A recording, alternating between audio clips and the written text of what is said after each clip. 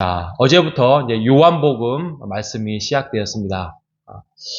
오늘 일사 말씀은 요한복음 4장과 5장 말씀인데요. 이제 서론적인 부분을 조금 우리가 어제 주일이어서 114 말씀을 못했으니까 좀 다루고자 한다면, 요한복음은 사도 요한이 기록을 했죠. 그리고 연도는 AD 한 90년경에 기록한 복음서입니다. 보통 마태, 마가, 누가, 요한이 빠르면 50년대, 60년대 정도 됩니다. 50년대가 빠르고 60년대 중후반으로 해서 기록된 성경이 마태, 마가, 누가 정도 된다면, 그로부터 한 예수님이 이제 돌아가시고 난 다음에 또 사도 바울이 또 죽고 난 다음에 사도로서는 제일 늦게 죽었던 사람이 요한입니다. 이렇게 소문은 아니고 어떤 기록에 의하면 사도 요한도 죽이려고 여러 가지 방법을 취했는데 죽지 않았다. 그래서 어쩔 수 없이 반모섬에 가두어서 그곳에서 죽겠다. 이런 이야기가 있습니다. 아무튼 사도 요한이 하나님께서 오랫동안 끝까지 사도로서 살리게 했던 이유가 요한복음부터 또 요한계시록까지 기록한 사람으로 우리가 본다면 이 사도 요한을 통하여서 마지막 예수님의 기록을 최종 정리하기 위함이었다. 우리가 이렇게 추측을 할 수가 있습니다. 그 당시에 유대인들은 그 예수 그리스도를 쫓아 사는 사람들, 기독교인들을 어떻게 생각을 했냐면, 구약의 하나님의 정통성을 따르지 않고 신흥 종교, 그래서 유대교를 훼손한다, 이렇게 믿고 핍박을 하고 그렇게 했습니다. 그리고 이방인들은 당연히 하나의 신흥 종교이기 때문에 가장 큰 문제가 됐던 그 신이라는 자가 성육신을 했다는 게 그들의 논리적으로 이성적으로 생각하기에는 이해가 되지 않는 거죠. 그래서 이들은 교리도 이상하고 그렇게 공격적으로 나와 있는 거죠.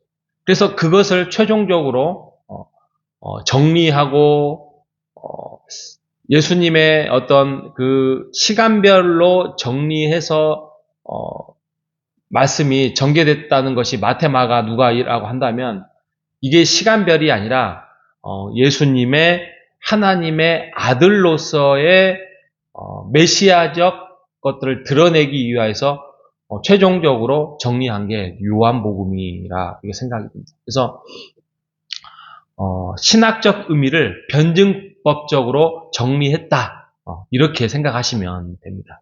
그래서 요한복음의 구조는 크게 말하면 21장까지 되어 있지만 7파트로 되어 있습니다. 그래서 다 우리가 이제 진행해 가면서 말씀을 나누겠지만 1장에서는 하나님의 아들 예수 그리스도의 성육신을 다루고 있고요.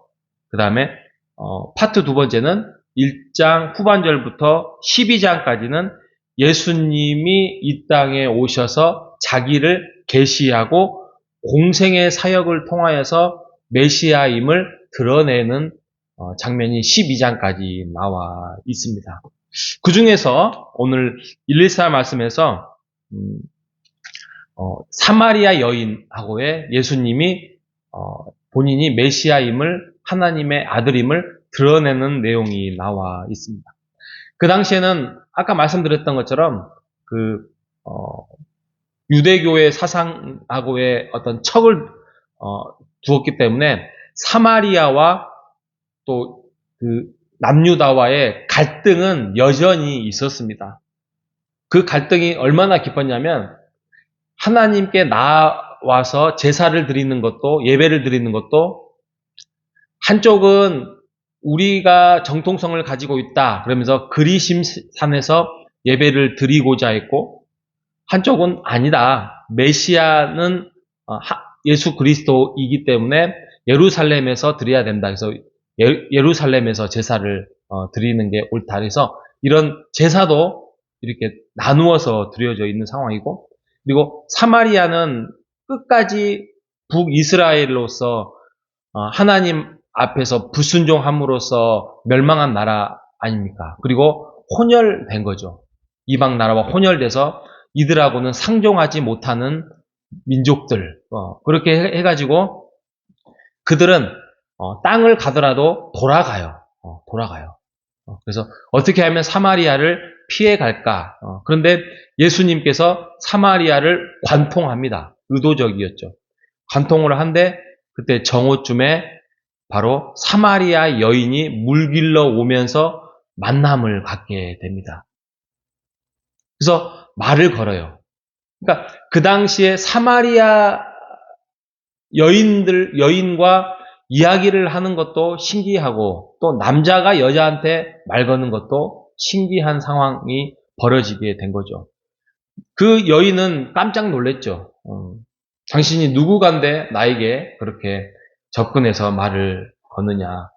그런데 그 여인이 궁금했던 것은 우리 조상들은 그리심산, 그러니까 북이스라엘 쪽에 있는 그리심산에서 예배를 드리는 것이 옳다라 하고 당신들은 예루살렘에서 예배를 드리는 것이 옳다 하는데 어디서 하나님께 제사를 드리고 예배 드리는 것이 옳으냐에 대해서 질문을 하니까 예수님께서 말씀하시기를 장소가 중요한 게 아니다.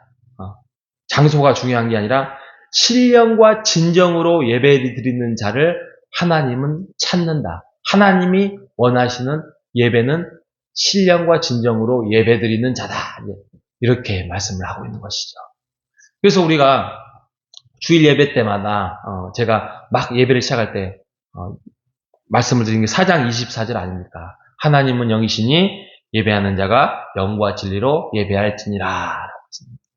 근데 이제 영과 진리가 뭐냐? 여러 가지 해석이 분분합니다. 근데 지금 요한복음의 이 근거로 말하면 영과 진리는 우리가 전심을 다하여서 또 마음을 다하여서 온전한 모습으로 이렇게 생각할 수도 있죠. 근데 요한복음을 근거로 말하면 하나님은 육이 아니라 뭐라겠죠? 영이라겠잖아요.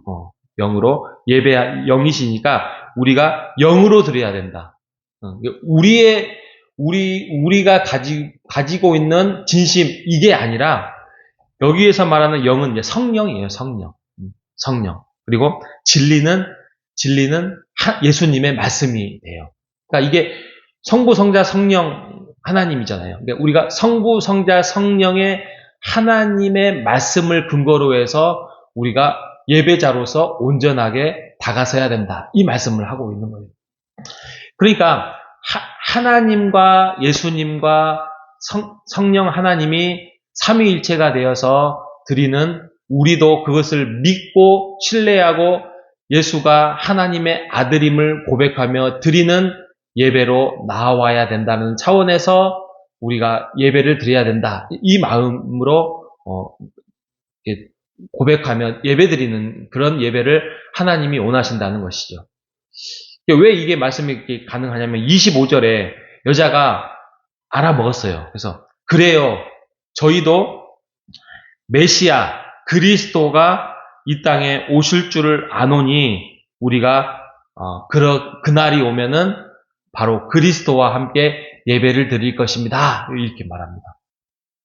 벌써 왔는데 근데 지금 예수님을 하나의 그냥 한 남자로서 청년으로서 바라보고 있기 때문에 지금 못 알아보는 거잖아요. 그러니까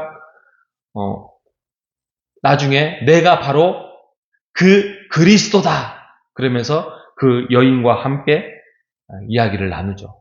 여인이 깜짝 놀라죠.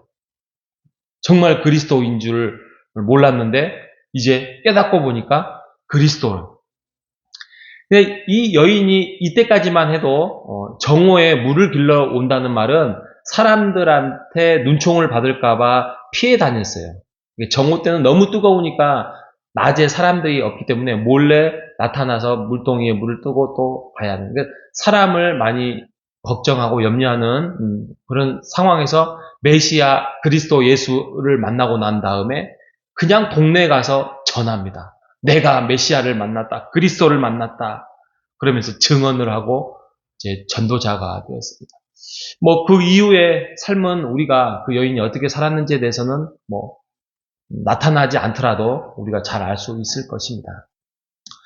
여러분, 예수님이 하나님의 아들이고 그리스도라는 것은 이렇게 우리가 쉽게 오늘날을 믿게 되지만 이 당시에는 또 아직 예수를 모르는 사람들에게는 너무나도 놀라운 소식이고 놀라운 사건이었습니다.